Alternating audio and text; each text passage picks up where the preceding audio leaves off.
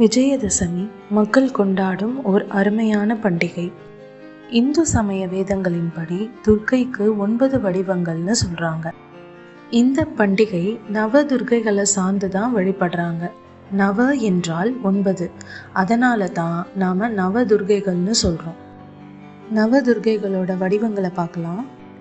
முதல் வடிவம் சைலபுத்ரி, 2ஆம் வடிவம் பிரம்மச்சாரிணி, 3ஆம் வடிவம் சந்திரகாந்தா, 4ஆம் வடிவம் குஷ்மாந்தா, 5ஆம் வடிவம் ஸ்கந்தமாதா, 6ஆம் வடிவம் காத்யாயினி, 7ஆம் வடிவம் காலராத்திரி, 8ஆம் வடிவம் மகாகௌரி, 9ஆம் வடிவம் சித்திதாத்ரி என அன்னை 9 வடிவம் கொண்டிருக்கிறார். இந்த நவதுர்க்கைகளுக்கு பெரும்பாலும் வட இந்தியாவில் பூஜைகள் நடைபெறுகின்றன. வட இந்தியாவில் கோயில்களும் உள்ளன. முதல் வடிவம் சைலபுத்ரி. இந்த அன்னைய முதல் நாள் நவராத்திரி அன்னைக்கு மக்கள் வழிபடுறாங்க. சைலபுத்ரி என்றால் மலைமகள்னு அர்த்தம். மலையரசன் இமவான் மகன் என்பதனால் கூட இவர்களுக்கு இந்த பெயர் உண்டு. இவர் முன்ஜென்ம அவதாரம் தாட்சாயினி என்று கூறப்படுது. இவரே பார்வதியாக மறுபிறவி எடுத்து சிவனை நோக்கி தவம் செஞ்சு சிவனை திருமணம் செஞ்சுக்கிட்டாங்கன்னு சொல்லப்படுது. யோக சக்கரங்களில் முதல் மூலதாரமான சக்கரமாக இந்த அன்னை இருக்கிறாங்க. அதனாலேயே யோகிகள் தங்களுடைய யோக கலையில் சிறப்புற்று விளங்க முதலில் இந்த அன்னையை வழிபடுறாங்க. அதனால தான் இந்த அன்னை முதல் சக்தின்னு கூறப்படுது.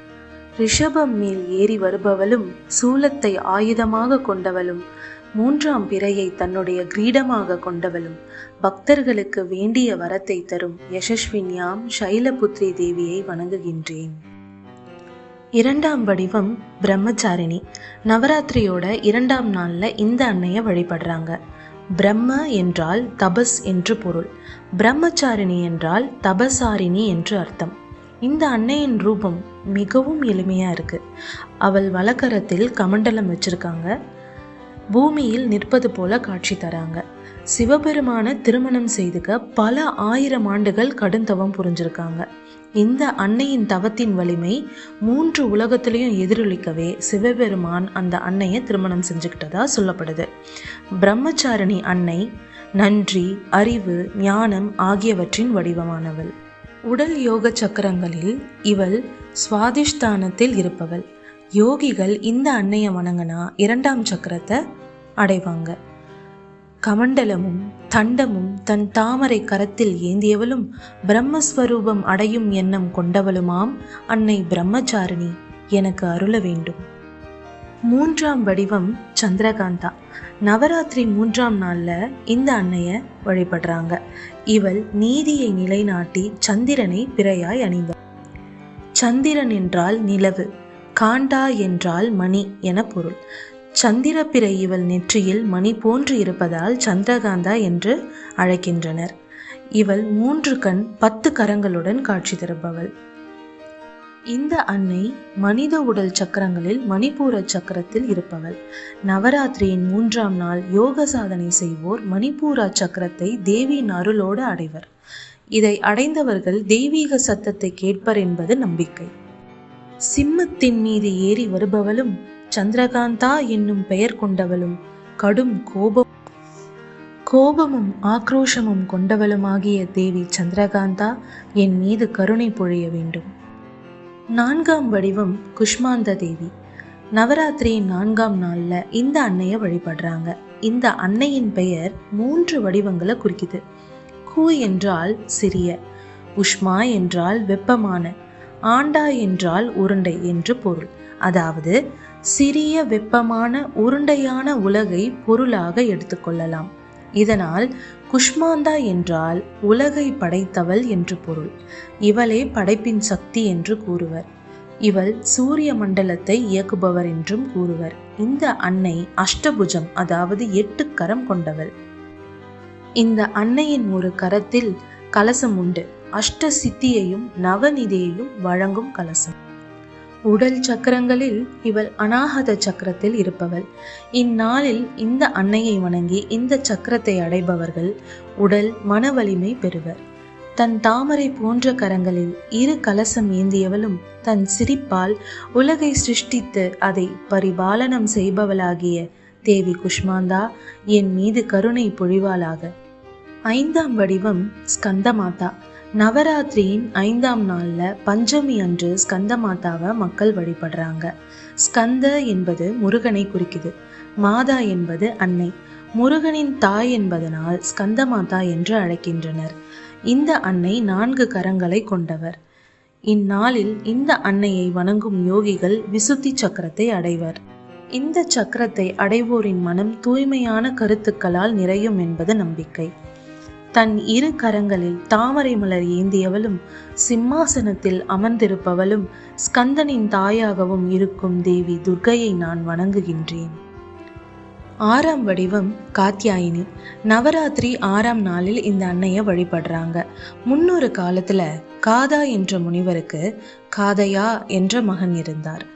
கதாமுனி கடும் தவம் செய்து துர்க்கையை மகளாக பெற்றார். அதனால் இந்த அன்னைக்கு காத்யாயினி என்ற பெயர் வந்தது. இந்த அன்னையை தான் மகிஷாசுர மர்தினி என்றும் கூறுவர். இவள் தீய சக்திகளை வேரோடு அழிப்பவள். யோகிகள் இவள் அருளை துணை கொண்டு 6ஆம் சக்கரத்தை அடைகின்றனர். 6ஆம் சக்கரமான ஆகன்யா சக்கரத்தை முக்கன் சக்கரம் என்றும் கூறுவர். ஒளி வீசும் வாள் கொண்டவளும் கம்பீரமான சிம்மத்தில் ஏறி தீய சக்திகளை அழிப்பவளாம் அன்னை காத்யாயினி எனக்கு அருள் செய்ய வேண்டும். 7ஆம் வடிவம் காலராத்திரி. நவராத்திரியின் 7ஆம் நாளில் இந்த அன்னையை வழிபடுறாங்க. காலராத்திரி என்றால் காலத்தின் முடிவு என்று அர்த்தம். துர்க்கையின் வடிவம் எதிரிக்கு அச்சத்தை ஏற்படுத்தும். யோகிகள் இந்த அன்னையை வணங்கி சஹஸ்ரஹாரத்தை 7ஆம் சக்கரத்தை அடைகின்றனர்.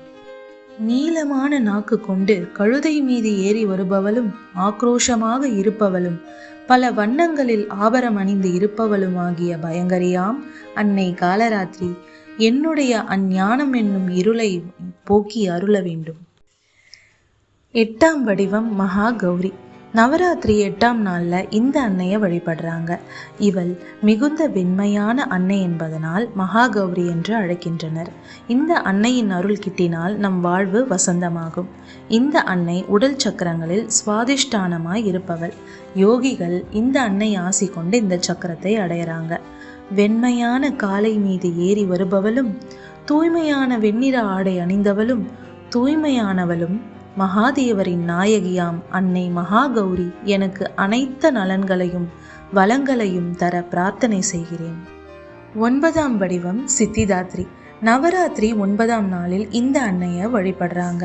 சித்திதாத்ரி என்றால் பக்தர்களுக்கு அனைத்து சித்திகளையும் தருபவள் என்று அர்த்தம். இவள் அருள் யோகிகளுக்கு அனைத்து சித்திகளையும் தரும். மனிதர் யட்சர் என அனைவராலும் வணங்கப்படுபவளும் என்றும் வெற்றி ஒன்றையே பெறும் தேவி சித்திதாத்ரி என்னுடைய அனைத்து செயல்களிலும் ஜெயத்தை தர வேண்டும். இந்த பதிவில் நவதுர்க்கைகளின் சிறப்பை உங்ககிட்ட பகிர்ந்துக்கிட்டதில் எனக்கு ரொம்ப மகிழ்ச்சி. இந்த மாதிரி பல பதிவுகளை பார்க்குறதுக்கு என்னோட சேனலை சப்ஸ்கிரைப் பண்ணுங்கள். அப்படியே பெல் பட்டனை ப்ரெஸ் பண்ணிவிடுங்க. அப்போ தான் நான் போடுற வீடியோஸ் உங்களை சேரும். நவதுர்க்கைகளை பற்றி அவங்களுக்கு பண்ணுற பூஜைகளை பற்றி உங்களுக்கு தெரிஞ்சதை நீங்கள் கமெண்ட்டில் சொல்லுங்கள். உங்களுக்கு எந்த அன்னையோட ரூபம் ரொம்ப பிடிக்குது அப்படின்றதையும் கமெண்ட்டில் சொல்லுங்கள். அடுத்த பதிவில் நான் உங்களை சீக்கிரமாக சந்திக்கிறேன். நன்றி, வணக்கம்.